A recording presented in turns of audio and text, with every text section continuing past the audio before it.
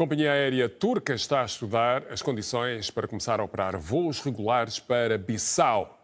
A decisão final está sujeita aos recursos disponíveis e às condições do mercado. Os detalhes como data e início, também frequência dos voos não foram divulgados, mas a concretizar-se esta medida, Bissau será o 20º destino da empresa na África Central e Ocidental.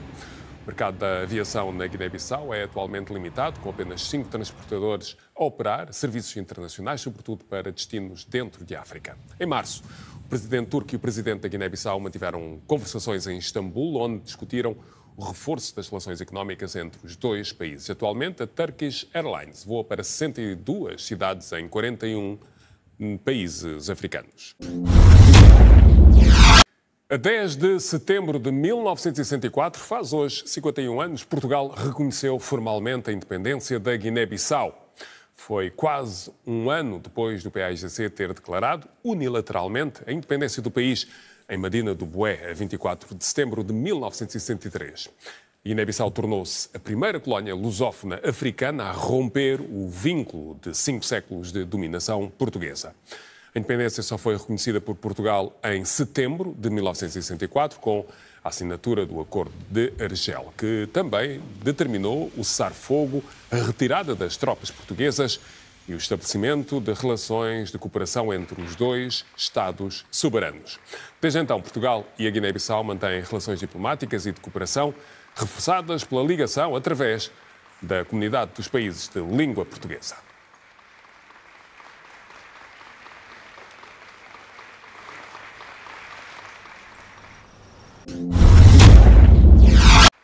A proclamação unilateral da independência em 1973 representa um momento decisivo na luta do povo da Guiné-Bissau, algo que Portugal só reconheceu um ano depois. Para analisar esta data, temos por videochamada o historiador e investigador no Centro de Estudos Interdisciplinares da Universidade de Coimbra, Julião Soares Sousa. Julião, obrigado pela disponibilidade. Qual é a razão desta diferença nas datas? Havia também algum tipo de legitimidade para a Guiné-Bissau ter feito esse anúncio um ano antes?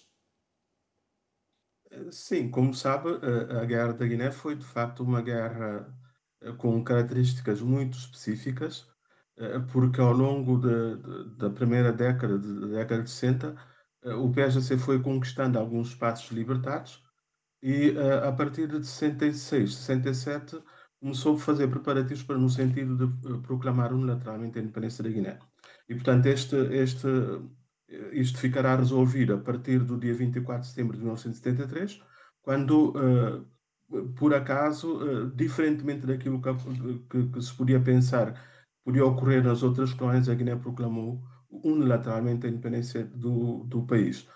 Mas é um processo complexo, porque, de facto, a partir da proclamação da independência da Guiné, aquela proclamação lateral que o PAIGC fez, Portugal ficou, de facto, numa situação muito difícil, no sentido de proteger as outras colónias portuguesas. Portanto, Angola e Moçambique, Cabo Verde e Santo Tomé e Príncipe podiam, eventualmente, seguir os passos da Guiné. Qual é a grande diferença aqui?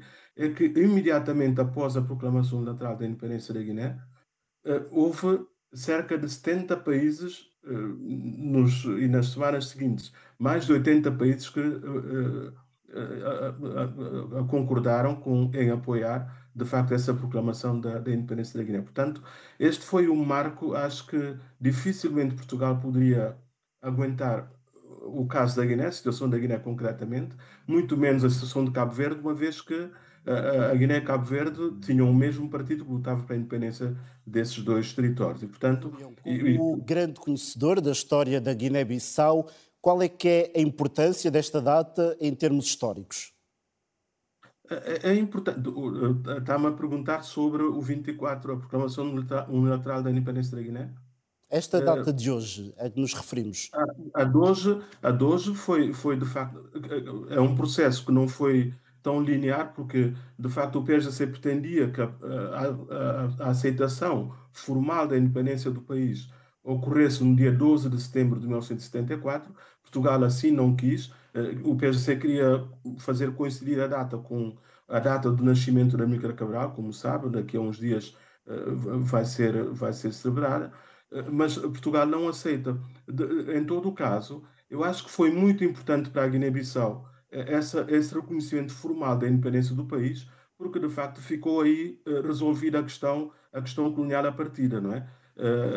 Porque houve alguma resistência por parte de Portugal em aceitar que essa proclamação feita em Boé em 1973 ganhasse raízes, não é? Porque de facto podia provocar a derrocada das outras colónias portuguesas. Para a Guiné-Bissau foi de facto muito importante, e para Cabo Verde também, que essa data Portugal tivesse aceitado naturalmente o reconhecimento formal da Julião, independência da Guiné. António de Spínola queria um processo de descolonização de forma gradual, mas com um referendo. Mas o PAIGC queria a libertação imediata. O acordo de transferências de poderes ficou bem definido nessa altura? Ficou, embora houvesse resistência por parte de algum setor em Portugal, como o caso, por exemplo, de António de Spínola, que não queria que o processo, não só na Guiné, mas nas outras colónias, passasse por um referendo, como disse há pouco. E, portanto, isto acabou por gerar aí alguma confusão, mas havia pressão de outros setores em Portugal, nomeadamente o próprio Mário Soares acaba por aceitar, de facto, que não havia outra solução senão conceder a independência ou aceitar formalmente a independência da Guiné. Mas havia setores como o MFA que estava sediado na Guiné, também não queria que a situação fosse resolvida o mais rapidamente possível. E, portanto, o Spínola acabou por perder aí uma margem de manobra, uma vez que a solução que pretendia acabou por não ter efeito. Obrigado, Julião Soares Sousa, com esta análise da data histórica da independência da Guiné-Bissau. Chegamos ao final do Repórter África.